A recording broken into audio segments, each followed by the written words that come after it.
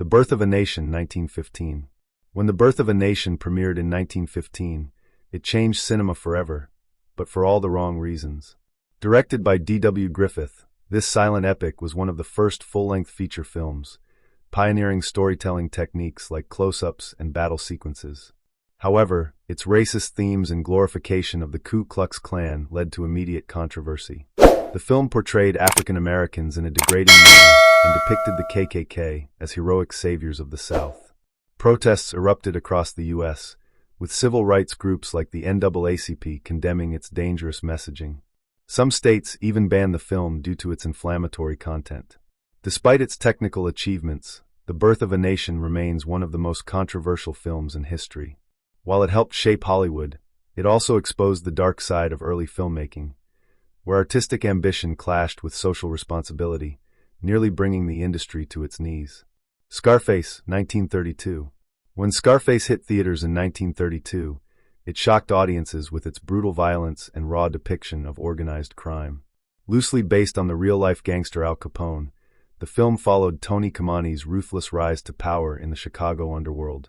Directed by Howard Hawks, it pushed the limits of what was acceptable on screen, featuring shocking gunfights, cold-blooded murders, and even hints of an unsettling relationship between Tony and his sister. Censors were horrified, fearing that the film glorified crime.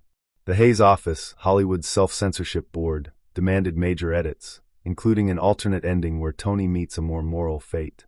Some states outright banned the film, while others forced changes to its title, renaming it Scarface, the shame of the nation. Despite the controversy, Scarface became a cult classic, influencing generations of gangster films. Its impact was so strong that Hollywood tightened censorship rules, forever changing how crime was portrayed on screen. Freaks, 1932. The film that horrified Hollywood. Freaks was unlike anything Hollywood had ever seen. Directed by Todd Browning, this 1932 horror drama featured real circus performers with disabilities, telling the shocking story of betrayal, revenge, and acceptance in a world that feared the unknown. The plot followed a beautiful trapeze artist who deceives a kind-hearted little person for his fortune, only to face the terrifying wrath of his fellow freaks. Audiences were horrified by the film's unsettling realism. Instead of using makeup or special effects, Browning cast actual sideshow performers, making the film feel disturbingly authentic. Test screenings were disastrous, with reports of people running from theaters in terror. Some places banned it outright, while MGM heavily edited the film, cutting nearly 30 minutes of footage. Though Freaks nearly ended Browning's career, it later became a cult classic. Today, it's recognized as a groundbreaking work that challenged Hollywood's perception of beauty, normalcy, and humanity. The Great Dictator, 1940. The satire that defied a tyrant. Charlie Chaplin's The Great Dictator was one of the boldest films of its time, daring to mock Adolf Hitler when the world was on the brink of war. Released in 1940, the satirical comedy portrayed a ruthless dictator, Adenoid Hinkle, a clear parody of Hitler, alongside a humble Jewish barber who becomes his accidental double. Through humor, Chaplin exposed the dangers of fascism, anti-Semitism, and unchecked power. At a time when Hollywood feared upsetting Nazi Germany, many studios avoided political films. Some countries, including Germany and Italy, banned The Great Dictator entirely. Even in the U.S., the film was met with resistance from pro-isolationist groups who opposed speaking out against Hitler. Despite the controversy, it became one of Chaplin's most influential works. His final speech, calling for peace and humanity, remains one of the most powerful moments in film history. Chaplin later admitted he wouldn't have made the film had he known the full horrors of the Holocaust, but its message still resonates today. Citizen Kane, 1941. The film that threatened a media empire.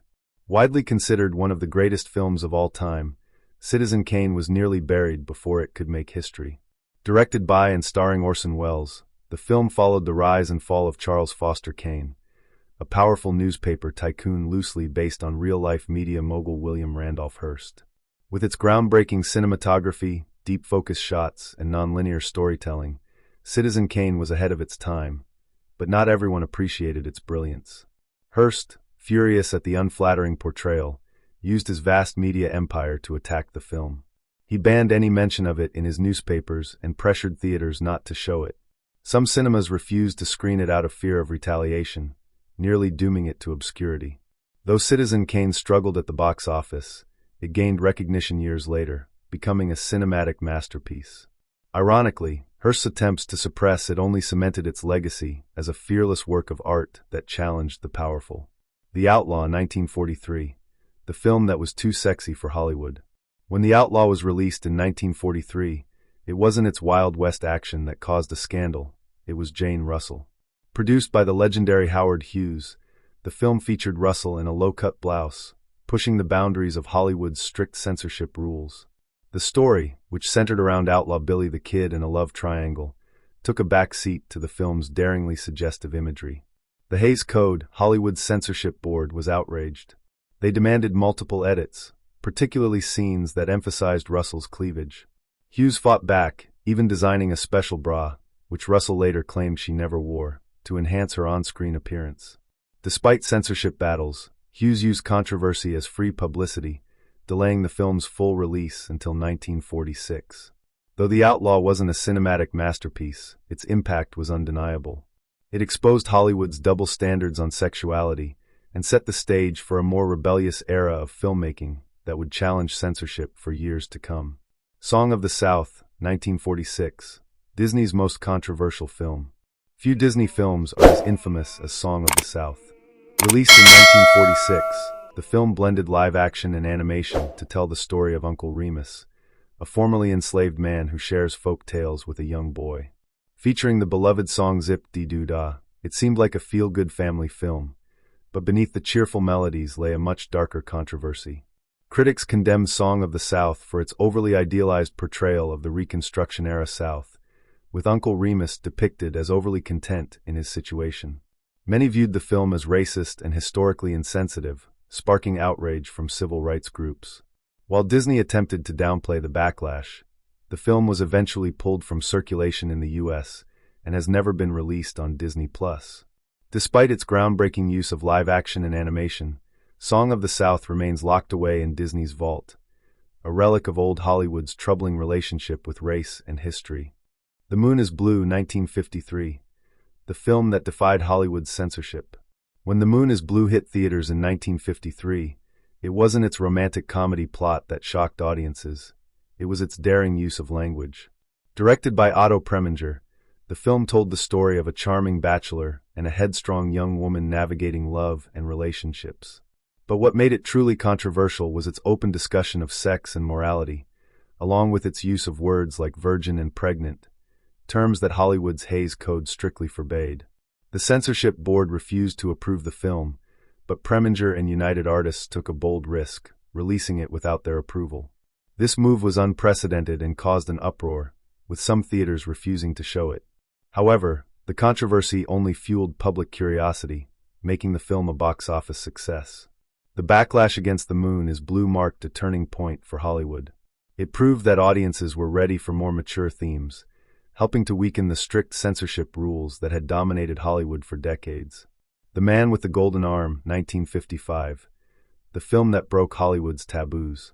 In 1955, The Man with the Golden Arm stunned audiences with its raw portrayal of drug addiction, a subject Hollywood's strict Hays Code had long deemed off-limits. Starring Frank Sinatra in a career-defining role, the film followed a talented drummer struggling to overcome heroin addiction while trying to rebuild his life. The gritty realism, intense withdrawal scenes, and unflinching look at addiction were groundbreaking for the time.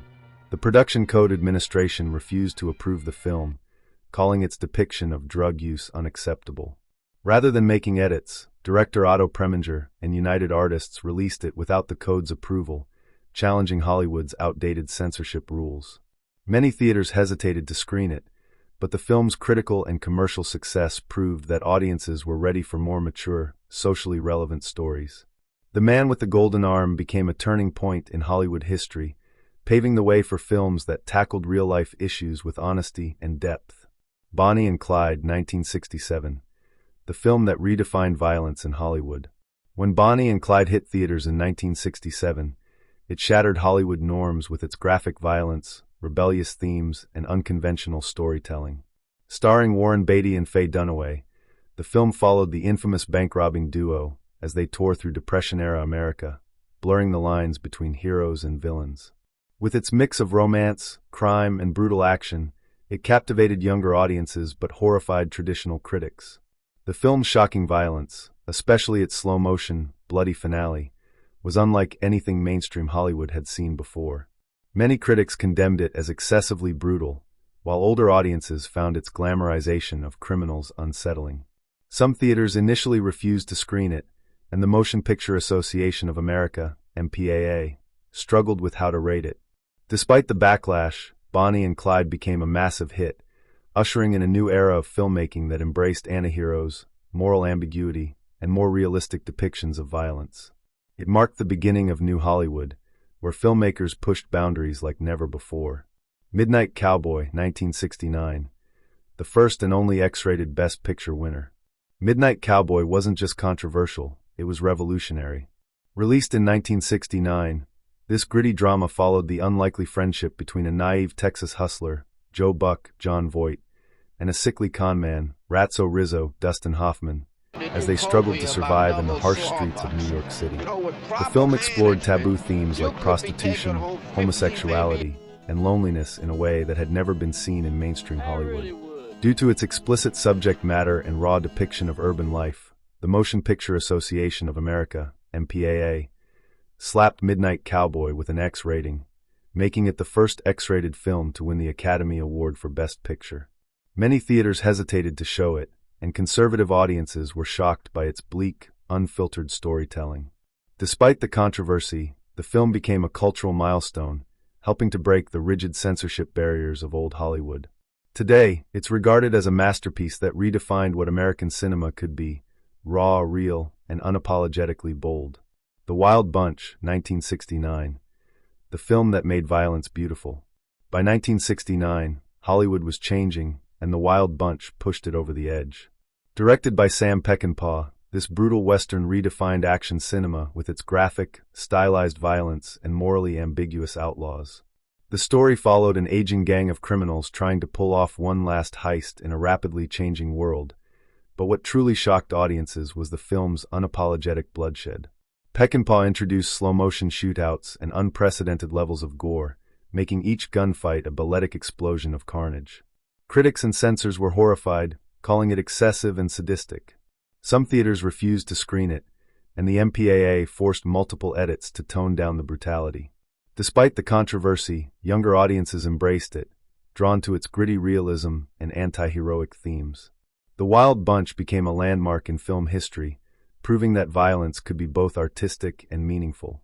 It shattered Hollywood's old-fashioned codes and paved the way for the more unfiltered, realistic storytelling that would dominate the 1970s. Dirty Harry, 1971, the film that fueled a firestorm. When Dirty Harry hit theaters in 1971, it wasn't just another cop movie, it was a cultural lightning rod. Starring Clint Eastwood as the ruthless San Francisco detective Harry Callahan, the film followed his relentless pursuit of a sadistic serial killer, Scorpio. With its no-nonsense attitude, gritty action, and famous "Do you feel lucky, punk?" line, Dirty Harry became an instant classic. However, its depiction of justice sparked intense controversy. Critics and civil rights groups accused the film of promoting fascism, arguing that Callahan's brutal, vigilante-style tactics glorified police brutality. Some saw him as a hero standing up against bureaucracy, while others feared the film encouraged a dangerous disregard for due process. Protests erupted, and some cities even considered banning it. Despite the backlash, Dirty Harry became a massive box office success, spawning multiple sequels and influencing the action genre for decades. Whether viewed as a right-wing fantasy or a gritty crime thriller, its impact on Hollywood and American culture was undeniable.